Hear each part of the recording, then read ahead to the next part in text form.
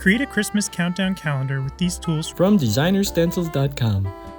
Stencil's repositionable spray adhesive, acrylic paints, painter's tape, chalkboard spray paint, stencil brush, pencil, and a tape measurer.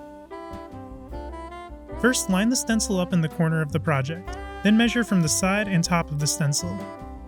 Split the difference and mark the halfway point along the top and edges with a pencil. Line the stencil up with the marks and lightly trace the stencil edges. Use painter's tape to mask off the edges of the stencil. After masking off the edges, use Krylon chalkboard spray paint at the center. Peel off the painter's tape and let the paint cure and dry. Now prepare your stencil. Apply repositionable spray adhesive to the back of your stencil. Wait 15 to 30 seconds before pressing the stencil to your project surface.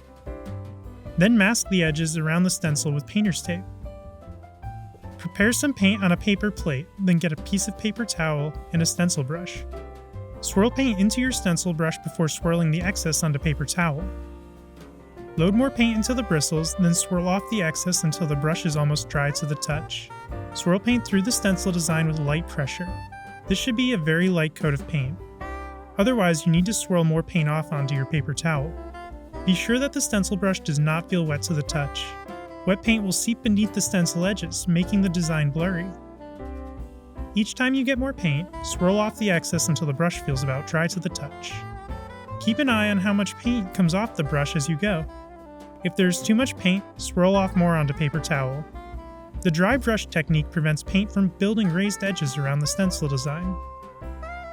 After 3 light coats of paint, we are ready to change colors. Use painter's tape to mask off the berries of the holly bunches. Swirl red paint off a clean stencil brush until dry to the touch. Then swirl paint through the design in 2 to 3 coats. Repeat these steps with the green paint for the holly leaves.